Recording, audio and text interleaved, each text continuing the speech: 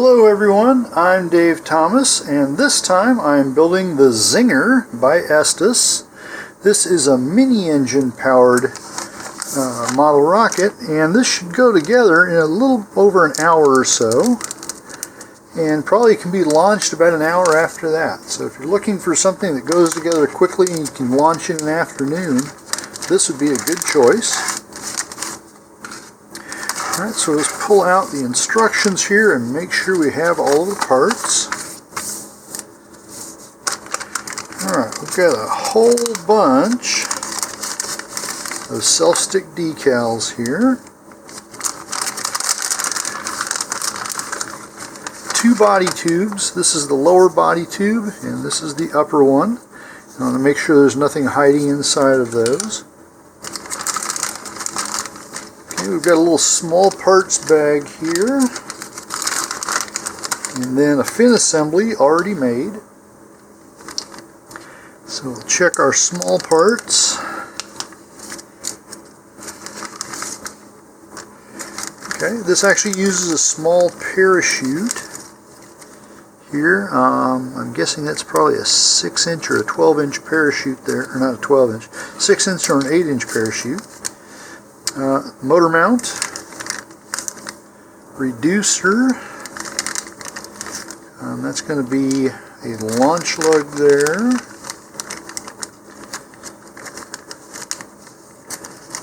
Okay, this is a retainer ring for the engine hook, shock cord, nose cone, and then an engine block and engine clip. Alright, and it looks like we have everything that's necessary. So I'm going to clear most of this away and we will get started. So up here at step 1, our first task is to assemble the motor mount. And first of all, we need to make 2 measurements here on the motor mount tube. So we need to make a small mark at 1/4 inch or 6 millimeters from each end. Alright, so I prefer metric, but we'll go with the imperial units for this one. Okay, so there's 1/4 inch there. And I'll just turn that around here. It shows these in line. You actually want them offset a little bit. And you'll see why here in just a moment. Okay. But we're going to just call one end aft and one end forward here, so I'm just going to write on here for now that this is the aft end, so I don't get it confused later on. So in the forward end there, we need to cut a little slit about 1/8 of an inch or 3 millimeters. And this is where the engine clip is going to go in. So the end that just has a 90-degree bend in it, that's going to go into our little slot here. Okay, and this is why I said we don't want these in line, is because that bottom line often gets covered up. So I'm just going to extend mine out a little bit here. This will be used as a guideline when we insert the motor mount into the body tube. Alright, so next what we're going to do is place this spacer. This is basically the centering ring for the entire thing. That's going to go over the tube like this, and then the engine block goes inside there. Okay, I haven't glued anything yet, but that's going to come next. So there's actually quite a bit of play in there. You can see there's some space, so I want to use some wood glue. You can use white glue as well, but wood glue usually sets up faster and it's usually a bit thicker. So I'm going to start up here. I'm going to use a fairly heavy bead of glue here so I fill in that space. Okay, and then this is going to go on like this. And then we're going to put it even with the top there. Okay, so I'm just going to place it just like that.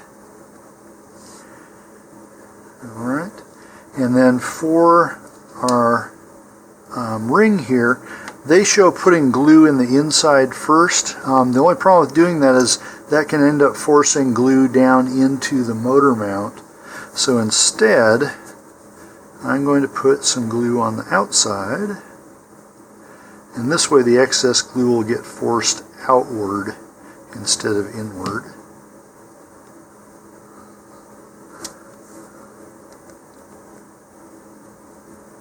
There we go. Okay, and we're just going to put that on here.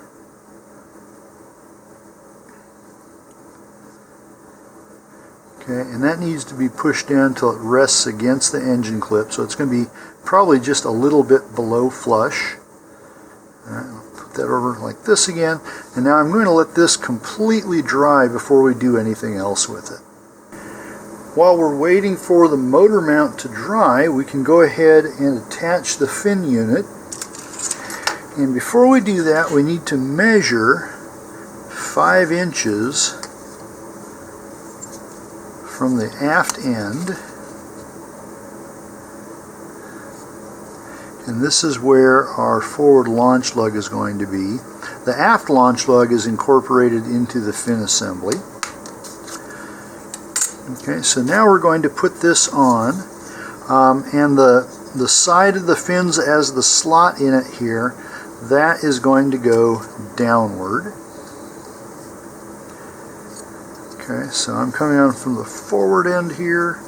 Yep, because there's my mark. So I'm going to go past that. So this is going to go all the way down. And when this is glued into place, it's going to be flush like that. Now, I haven't put any glue on this yet. I just want to show how this goes together. Okay, and then the upper launch lug, this has got a bevel to it, so the beveled edge here is going to go forward.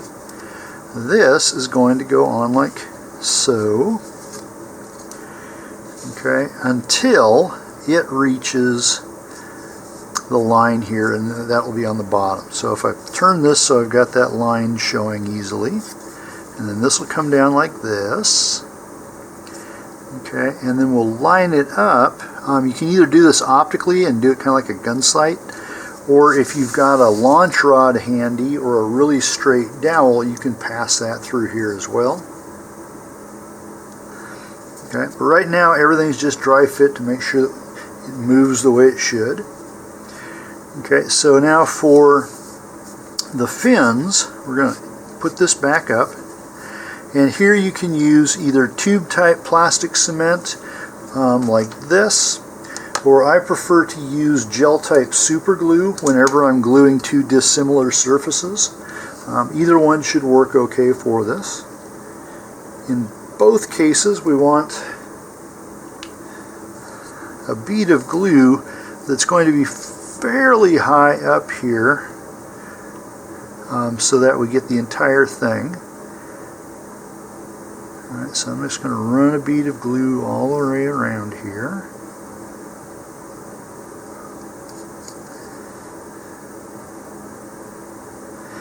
Okay, now this slot here really doesn't make a whole lot of difference. This is from, kind of a generic fin assembly that can be used with other models. For some models, this is where the engine clip would go. This one does not do that. Okay, so now we're going to push this down, and I'm going to give it a turn here as I do so that it distributes the glue evenly. And then once I'm flush, if there's excess glue there, take a tissue and gently pull that away from the fin assembly. Okay, don't just smear it, or you may actually melt part of the fins there, which I almost did there. And I've got a little excess there. Try to avoid that. Okay. And then once again, we're going to do the same thing here with the launch lug, and in this case I want it to align over here. Okay, now I'm going to use less super glue, but I'm still going to use the gel type super glue here.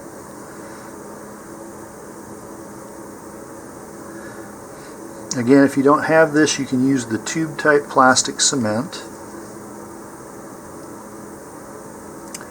But the super glue is better for bonding unlike surfaces.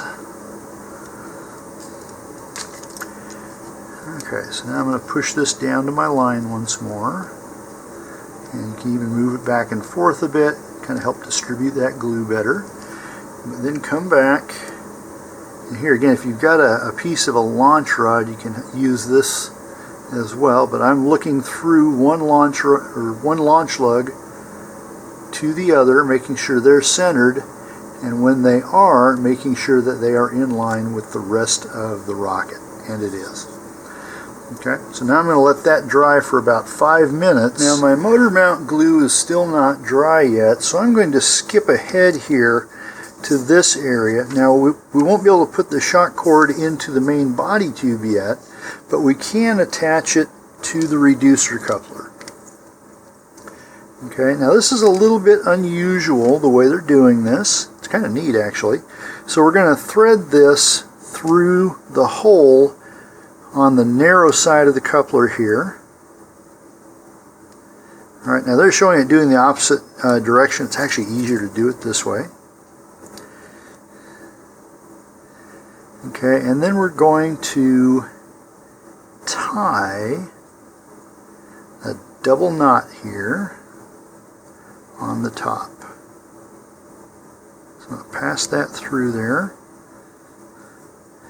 And here, if you've got little fingers, this is going to be a lot easier. Get as little as you need on there. Okay. Tie the knot loosely first like that. Okay, so I've still got a loop over here I can work with. And now I'm going to tie this again. Okay, and I'll pull that from all directions here. Make sure it's not going anywhere. Now I'm going to pull the long part down once more. And I'm going to cut off most of that free end. So cut it back to about 5 millimeters or so, a little less than 1/4 of an inch. Because we don't want this getting caught in between the shoulder and the body tube up here. And to be a little extra sure with it, okay, I'm going to put a little dab of glue on here just to lock that knot in place. Okay, and just kind of work it around the knot a little bit. Okay, do not use plastic cement or super glue for this. You can use wood glue or white glue, but those other ones will melt the rubber, and we don't want that. Okay.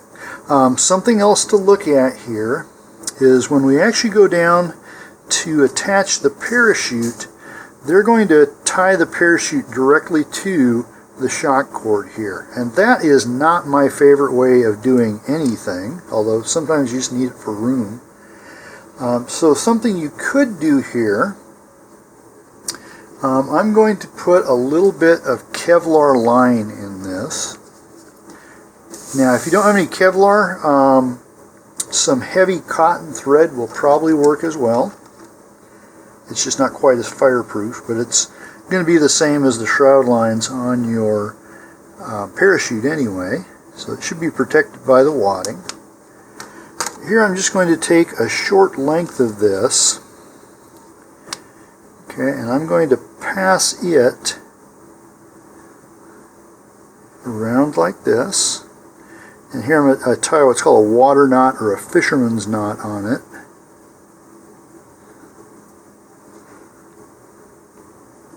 Just like that.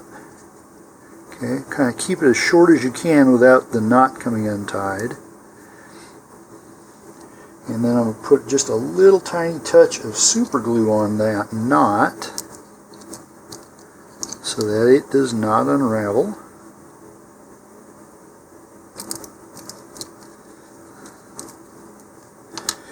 Okay, and then I'm going to push the loop back down inside there. Now you might need a little hook or some tweezers to grab it I'm going to use some tweezers here.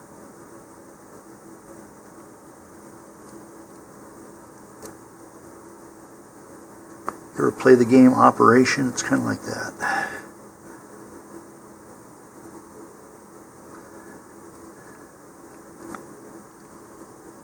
There we go. Alright, so now we've got a little loop here that I can use to attach the parachute to. And just to make sure that nothing goes out of place here, I'm going to pull this knot right up on top. And I'm going to take my wood glue again and just put a little dab on there. It's not going to be structural, but it'll help hold it in place. Okay. And then we're going to take the upper body tube here, and here on the instructions, pull those down a little bit more. Okay, they're using the tube type plastic cement just up inside the tube. I'm going to do the super glue like I have before. Alright, so either tube type plastic cement or gel type super glue. Alright, we just need a little bead right inside here.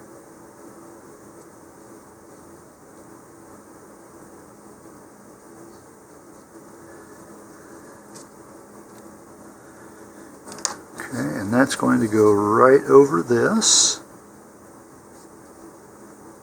Just give a little twist to keep things in place. Got a little bit hanging out there. Just trying to do a quick wipe. And then for the nose cone, you're going to do the same thing here. So the nose cone is going to go in here. Okay, got a little bit of plastic flash there. Just trim that off with a hobby knife, or in that case, my fingernail. Okay, do a quick test fit there, and then that's going to go the same way. You either use the gel super glue or the tube cement.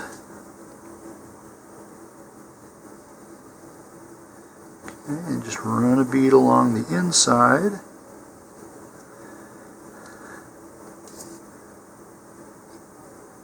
And once more, just going to give it a turn as it goes on.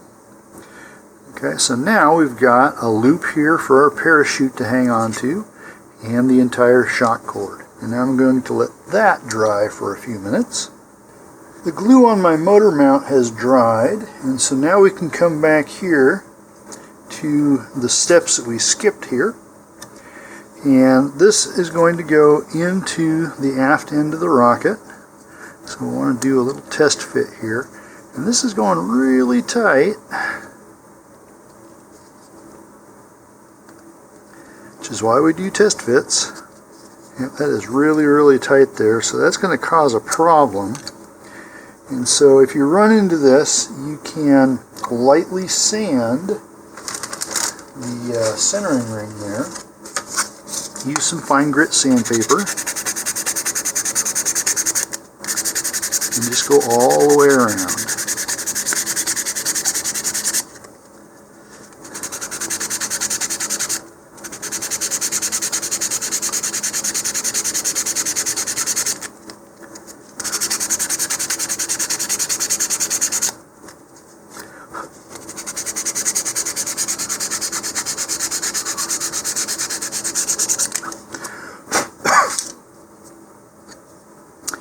Alright, we'll try this again. That's a little better, but it's still going to be really tight. And something to be aware of, the roughening that this is causing to the cardboard is going to make the glue really grab to it. So that's something else we want to consider here, is when this hits the glue, it's actually going to expand a little bit. So we want to make sure this is going to be loose enough that we can get it in all the way before it expands.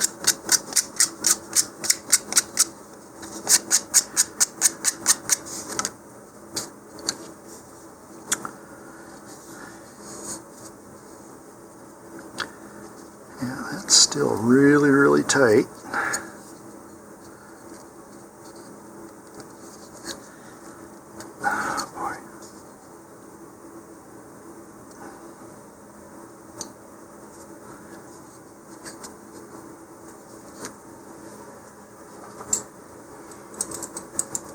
You have to use some pliers here. Be really careful if you have to do this so you don't crumple the tubes.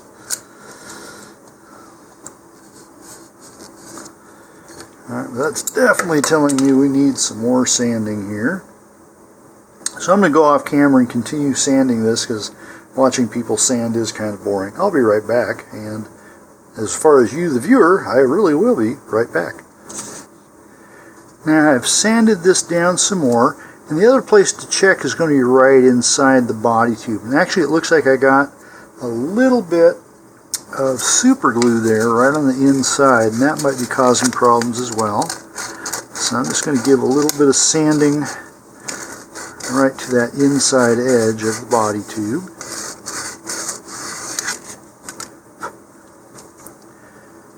Okay.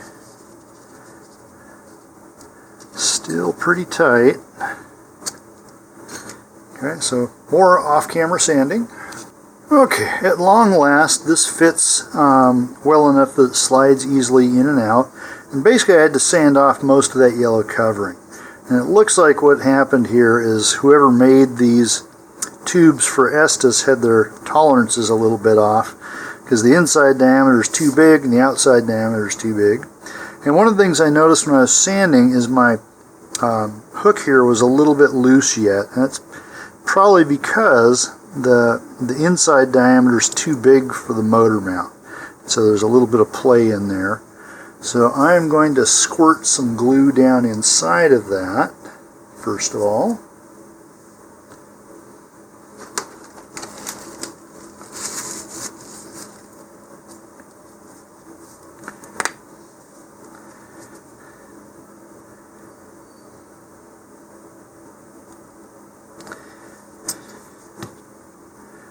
Okay, now I want to be careful I don't get glue up on the outside again, or I'm going to have to do a whole lot more sanding once more. And basically I'm going to make a fillet around this.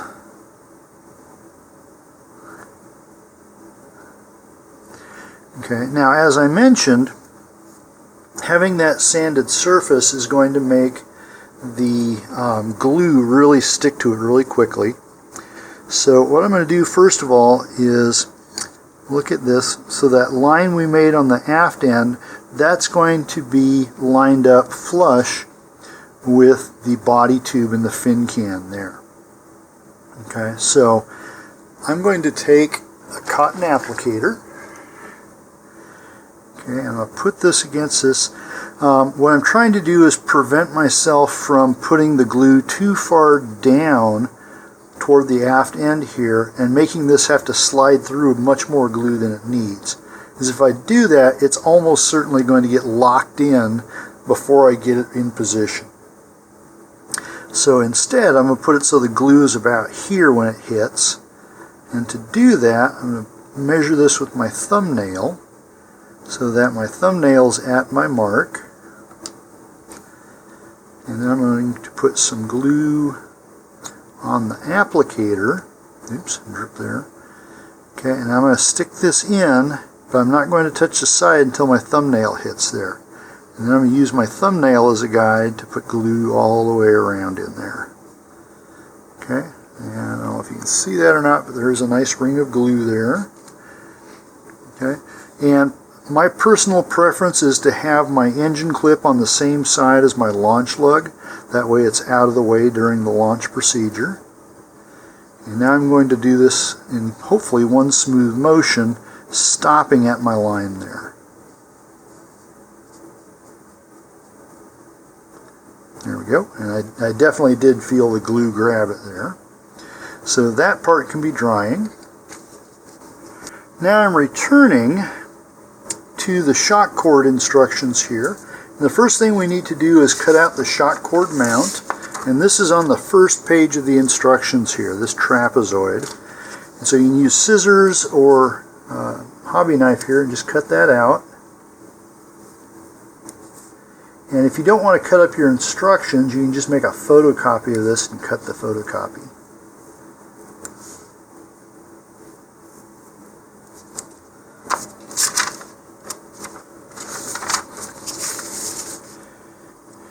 Okay, so we're going to lay this flat and put some glue over the 3 and the 2 region there. You can be pretty generous with this. It's going to be all gooey at the end, but it's actually going to help lock things in place. Alright, and I'm going to put the shock cord in over the 3 and the 2, but at a little bit of an angle. Because what's going to happen is this is going to fold up next to itself, and if we put it in at an angle, it lays beside itself instead of on top. Alright, and so now I'm going to fold the 1 over the 2. Okay, and I want that glue to be all over on the inside. And then I'm going to fold the 2 over the 3. Okay, and do the same thing. So I've got glue coming out, and that's good. We want paper and glue in this thing and not air. And now I'm going to give it a little bit of a curvature there. I'm going to put a little bit more glue on it. And since this is so small, it's really trying to keep itself open. We don't want that. And now this needs to go down inside the main body tube at least 1.5 inches. If you can get it down further, if you got little tiny skinny fingers, that's even better. Okay, so I'm just going to gently kind of slide that in to begin with.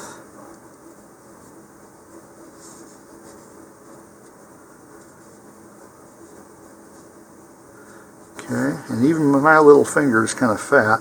As far down as I can get it, and then I'm going to press my hand here underneath where that actually is.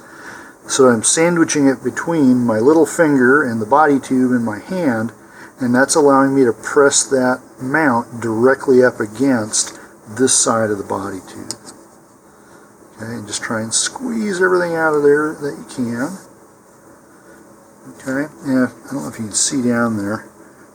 Mine's sticking up a little bit, and so I'm going to just take the handle of my hobby knife and use that to squish everything down once more. You want this to be as flat as you can possibly get it.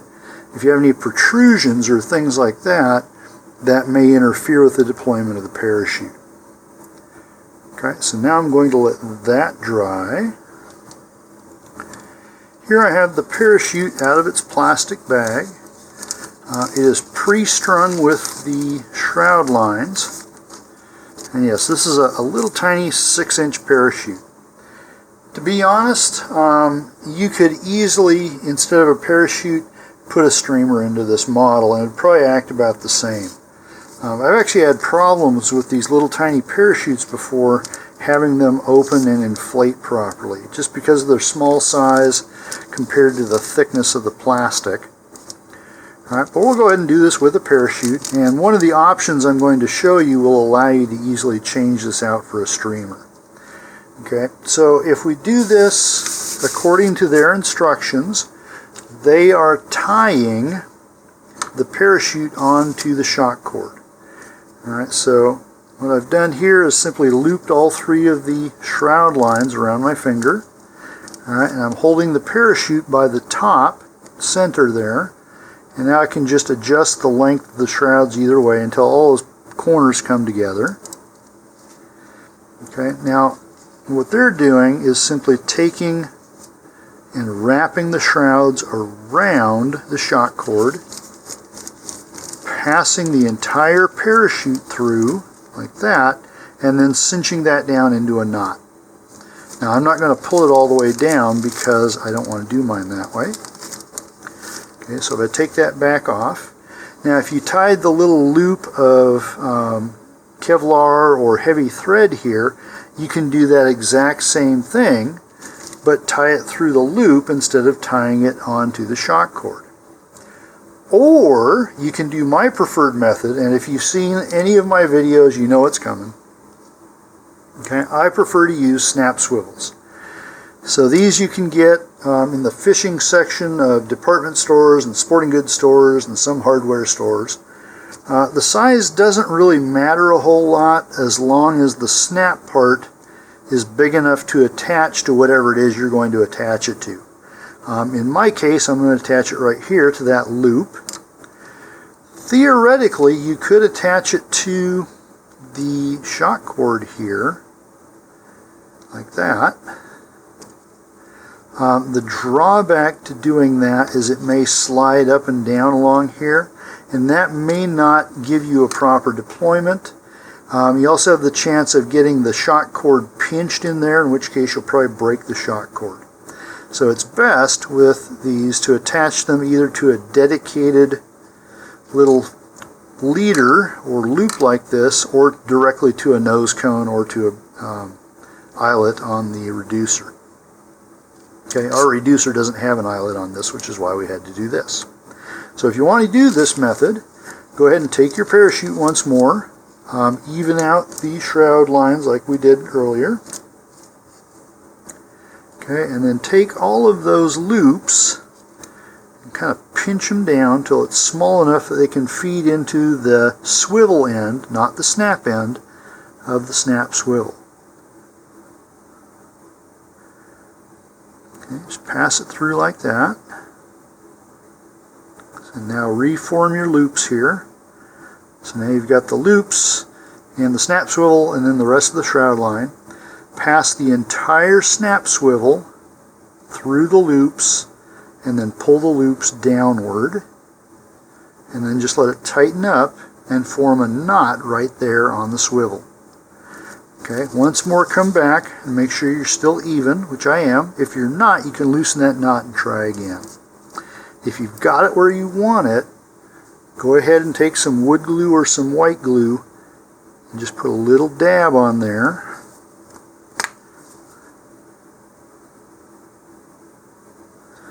And that will lock the knot in place and keep your shroud lines from readjusting themselves.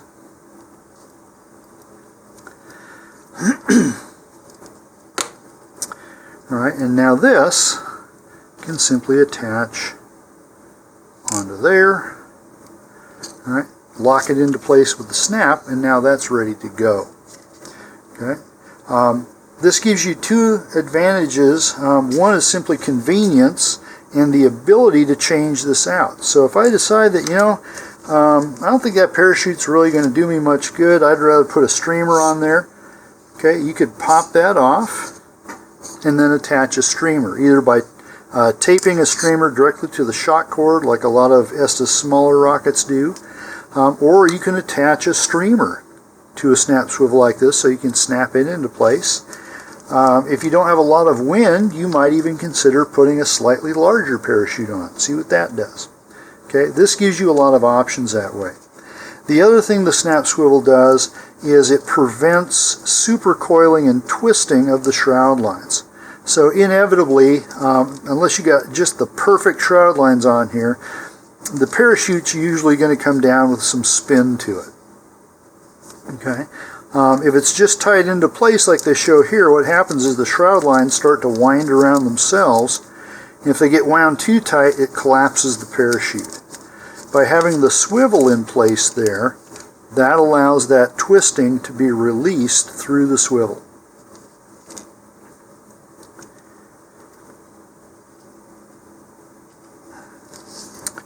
Okay, so before we go to the end of this, I'm going to let all of this glue dry for a good 20 minutes, and then we'll come back and finish up by doing the decals. Okay, my glue has had time to dry, and I've assembled the rocket all together again. And now we can put on the decals. And this is up to you.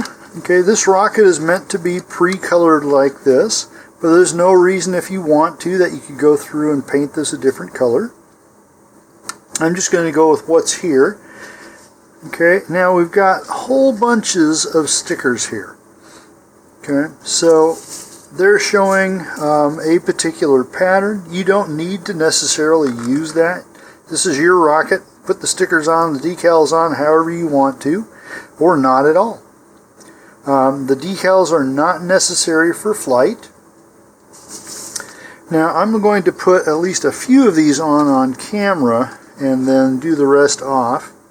So I'm going to go with something that's at least close to what's on here.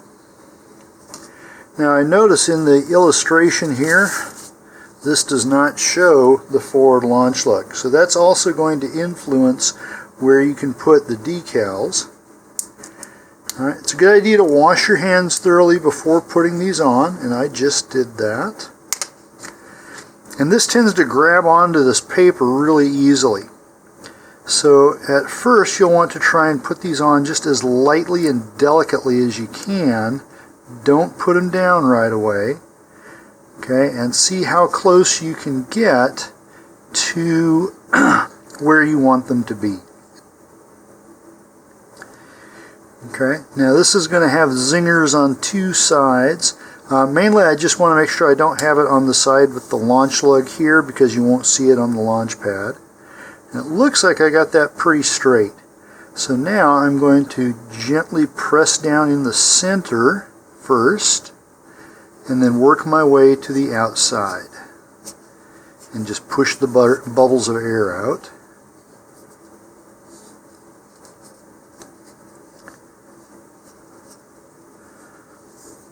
Okay, I'm going to turn that 180 degrees and do the same thing on the other side.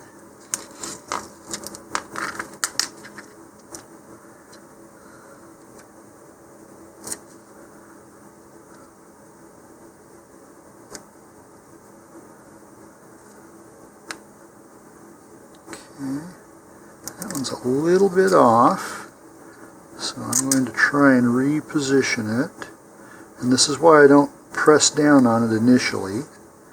That looks pretty close. Alright, so once again, start at the middle and then work your way out, pressing the bubbles out. Now sometimes with these Estes kits with the Silk Stick decals, they'll go on really nicely, and while you're doing perhaps a video like this, they look great, and then 24 hours later they start peeling up, and you press them down and they look good, and you come back the next day and they're peeling up again. I have not found a really good way to fix that. I found an okay way, and that is you can use some of the regular super glue or even some of the extra runny super glue, and go ahead and press these down once again, and then you can put just a really light bead of super glue along that edge. Don't touch it afterward, just let it dry. Okay? Hopefully the stickers are going to work the way they're supposed to and you won't need that. But that's an option if you have problems that way. Okay, then we've got all these little curly Q type stickers, and these can basically go wherever you want them to.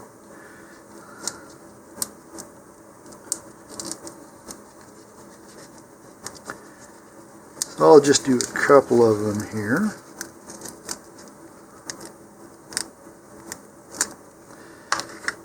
Okay, and here you just got to kind of keep in mind where you think the other stickers are going as well, so you leave room for them. Alright, in kind of the same way but on a smaller scale, start at the inside, move toward the outside, push out the air bubbles. The Estes stickers they have up here on the upper section, so I will go ahead and put one of those on as well.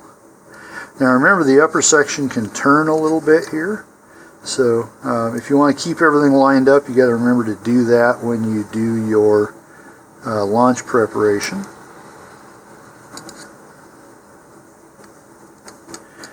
Alright, and then maybe we'll put a small one on here as well.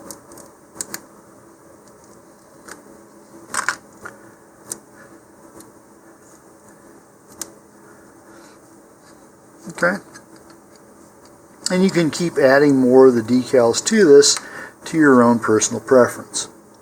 Okay, this was kind of a fun kit to build, even with the problems we had with the engine mount. They were not insurmountable.